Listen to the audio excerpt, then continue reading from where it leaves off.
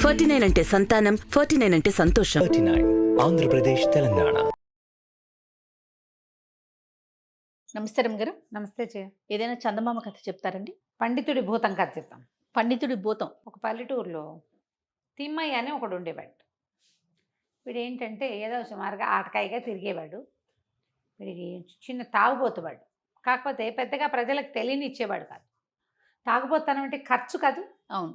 తాగాలంటే ఖర్చు పెట్టాలి. అప్పట్లో పాతకాలపు తాగుడేమిటి? కళ్ళు. ఇప్పుడు కళ్ళు చెట్లు ఎవరో కళ్ళు గీత కార్మికులు ఉంటారు. వాళ్ళు పోయి తెల్లవారి వెళ్ళి ఒక కళ్ళు గీసి అక్కడ ఒక కుండ కట్టొస్తారు. ఇచ్చేటంతా ఎక్కుతాడా? తెచ్చిచ్చేడి.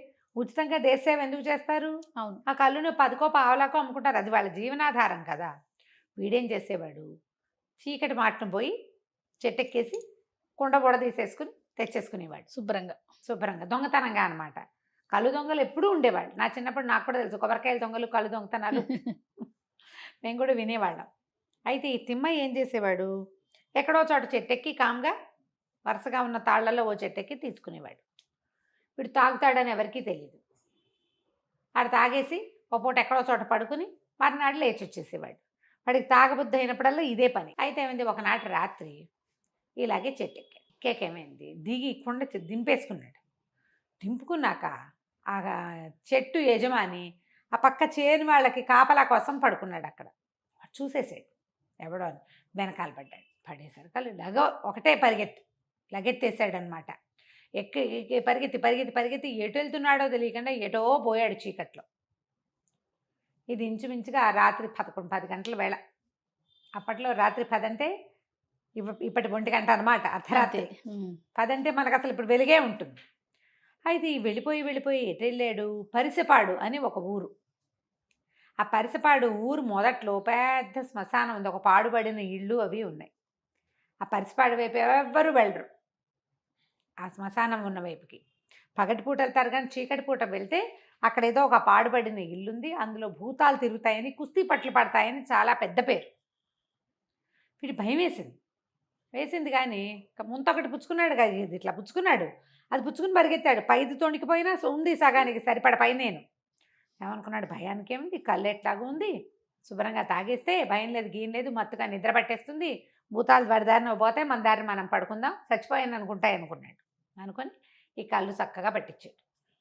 మామూలుగా కళ్ళు పట్టితే అందరికీ ఏం నిద్ర రాదు, కొంచెం హుషారు కూడా వస్తుంది.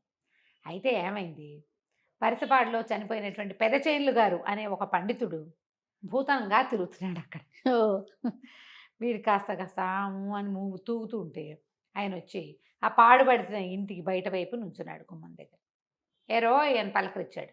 వీడు కళ్ళు తెరిచి చూస్తే చక్కగా పండిత్ శాలువా, ఎర్ర శాలువా, చెవులకి కుండలాలు, గుండు పిలక, చక్కగా విభూది కట్లు, శుభ్రంగా ఉన్నాడు. కానీ వాడు మనిషి కాదు.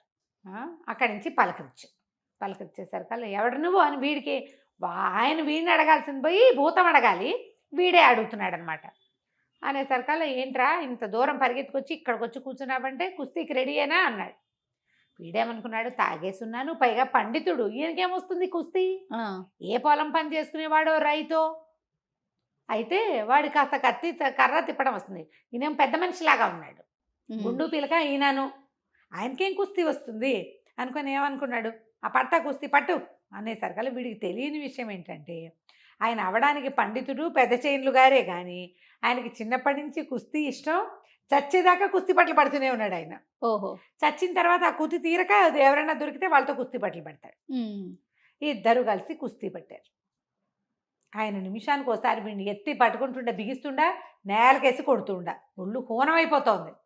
ఈ పరిసిపాడు సాయంకాలం వేళ వచ్చిన వాళ్ళందరికీ రాత్రి ఒళ్ళు హోనమైపోయి ఏ డొంకల్లోనో దొరుకుతారు వాళ్ళ ఒళ్ళు వాళ్ళకి, ఈ భూతాలతో కుస్తీలు పట్టి. కొన్నేమో ఏడిపిచ్చుకు తింటాయి, కొన్ని కాల్చుకు తింటాయి, కొన్ని కుస్తీ పట్లు పడతాయి. వాళ్ళకి ఏంటంటే గెలవలేని వాళ్ళు చనిపోయాక భూతాలు అయిపోతారు. ఈయన ఎక్కడ ఓడిపోయాడో, పండిత్ సభల్లో ఓడిపోయాడో, కుస్తీ సభల్లో ఓడిపోయాడో, మొత్తానికి ఈయన భూతంగా ఉన్నాడు చేన్లు గారు. అక్కడి నుంచి ఇక మామూలుగా లేదు, భయం వేసేసింది. వీడు చచ్చిపోతాను అనుకున్నాడు. ఓ పక్కన కళ్ళు తాగేశాడు. పెద్దగా బ్రెయిన్ ఏమన్నాలంటే బ్రెయిన్ అండ్ హ్యాండ్ సింక్రనైజేషన్ కుదరటల్లా వాడికి. బ్రెయిన్లో ఉంది ఇలా పట్టుకుని ఇలా మెల్లిప్పాలి, అలా చేయాలని. శరీరం సహకరించద్దు, ఈ 2 కనెక్షన్ తగ్గిపోతుంది. కళ్ళు గిల్లు ఏదైనా మధుపానీయం తాగేసరికల్లా శరీరం మాట మీద కదా తూలిపోతుంది. అవును. ఇక చచ్చిపోతానని భయం వేసేసింది. పిడిగుద్దులు గుద్దేస్తున్నాడు ఆయన, ముక్కు మొహం పచ్చడైపోయినాయి, జబ్బలు సలిపేస్తున్నాయి, డొక్కల్లో కొట్టేస్తున్నాడు, ఎత్తెత్తి విసిరి కొట్టేస్తాడు నేలకేసి, పప్పు కుదేలైపోతున్నాడు, పప్పులాగా అయిపోతున్నాడు. అక్కడి నుంచి ఏం చేశాడు, ఇలా మెలికేసినప్పుడు ఆయన తలకాయ చేత్తో పుచ్చుకున్నాడు చచ్చిపోతాననిపించినప్పుడు. ఈ తల చేతిలో పుచ్చుకుని తల పట్టుకుని గుండు పట్టిన నున్నటి గుండు వెనకేమో పిలక ఉంది ఆయనకి, చక్కాయ చిన్న అంత ఉంది. ఈ పట్టుకుని ఈ గుండు పట్టుకుని తోసే క్రమంలో ఈ చెయ్యిట మొహం నుంచి జారి పిలక మీదకి వెళ్ళినాయి 2 చేతులు. గట్టిగా పట్టుకున్నాడు. గుండు అంటే ఇంత ఉంటుంది, పట్టు దొరకదు, పిలక చిన్నది కదా, అది ఇట్లా పట్టేసుకున్నాడు. పట్టుకునేసరికల్లా ఆయన విదిలించుకుని వీడు విదిలించి రయ్యమైన పిలక కాస్త ఊడి చేతిలోకి వచ్చి ఆయనకు గుండంతా నెత్తురుమయం నొప్పెట్టింది. మనకి కేక పెట్టాడు. ఆయన పక్కకి వీడో పక్క పెట్టాడు. వీడి పిలక చిత్త పుచ్చుకుని ఉన్నాడు. ఒరే ఒరే ఒరే నా పిలక నాకు ఇచ్చేయరా అన్నాడు. అప్పటికి వీడి తెలిసి ఓహో ఈయనకి పిలకంటే భయం అనమాట. పిలక లేకుండా కుదరదు ఆయనకి. నేను ఇచ్చేదేంటి, నేను పీకేశాను, ఇది నాదేనన్నాడు. అనగానే ఆయన ఒరే ఒరే నీ దుంపదగా, పిలకేరా నా బలము, మా మిగిలిన భూతాలందరూ మనిషి వేధవతోటి పిలక పీకించుకున్నానని ఎక్కిరిస్తారు, దానికి తోడేమో పిలకలోనే నా శక్తి అంతా ఉంది. మనిషి కాదు కదా భూతం. సాధారణంగా ఒక వెంట్రుకున్న భూతానికి ఆ వెంట్రుకలో ఉంటుంది శక్తి, దాని పవర్స్ అన్నీ అందులో ఉంటాయి. నా పవర్ అంతా అందులో ఉంది, పిలక ఇచ్చేయిరా ఇచ్చేయిరా అనగానే వీడికి అర్థమైపోయింది. తాగుబోతానం ఉన్నా చావు దెబ్బలు తిన్నాడు కదా, వీడు చావు తెలివి బయటకు వచ్చింది అన్నాడు. వీడు నేను ఇవ్వను కాక ఇవ్వనన్నాడు. అనేసరికల్ నీ బతిమలు ఆడుకున్నాడు ఆయన. ఒరే ఇక్కడ మంచి బ్రహ్మాండమైన ఇది ఉంది, లంకె బిందెలు ఉన్నాయిరా, లంకె బిందెలు మామూలు బిందెలు కాదు, ఖజానాలు ఉన్నాయి శుభ్రంగా, వాటి నిండా నవర్సులు సౌరీలే, కడ్డీలు అనమాట, కడ్డీలు నవర్సులు ఉన్నాయి, చక్కగా తెచ్చి పెడతా. మంచి ఇత్తడి బిందె ఒకటి ఉంది, అది తెచ్చి పెడతా, అది ఇచ్చేసి అది తీసేసుకుని నేను పిలక నాకు ఇచ్చేసేయరా అన్న. తీసుకొచ్చి చూపించు. వీడేమనుకున్నాడంటే సరే ఇక్కడి నుంచి ఎలాగో చావు దెబ్బలు తిన్నాం, ఈ మా మొహరీలున్న డబ్బా కనుక పట్టుకెళ్ళిపోతే, బింది కనుక పట్టుకుపోతే శుభ్రంగా రాజా మహారాజాలాగా బతకచ్చు. ఈ దొంగతనపు కళ్ళు బతికెందుకు మనకి, ఎప్పుడైనా కావాలంటే ఇంటికే దర్జాగా తెప్పించుకోవచ్చు అని ఆలోచించి అసలు మొహరీలు ఉంటాయా నిజంగా, నేను నమ్మంతే చూపించన్నాడు. ఆయన ఏం చేశాడు, లోపలి పరిగెత్తుకుంటూ పోయి ఎక్కడి నుంచో పోయింత ఇత్తడి బిందె తెచ్చాడు, పెద్ద సైజు, ఈజీగా ఒక 10-12 లీటర్ 15 లీటర్ల దాకా పడుతుంది ఇంత బిందె. దాని నిండా మొహరీలే గలగల గలగలలాడుతున్నాయి, ఇంతంత కడ్డీలు అంతంత బిళ్ళలు. తీసుకొచ్చి చూస్తే కళ్ళు తడుక్కుమన్నాయి వీడికి.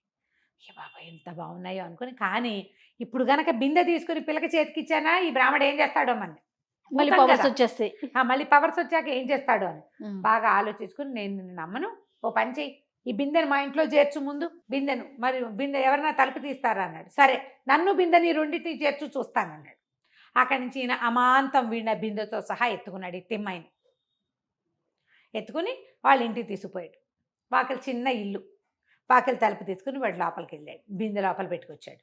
లోపల నా పవరే రే బాబాబు నా పిల్లకి ఇచ్చేయరా అంటే వీడికి ఏమనిపించింది, ఒక తమాషా చేద్దాం. ఎక్కడో పరిసపాడులో ఉండవలసిన వాడు మన వాకిట్లోకి వచ్చి నుంచున్నాడు.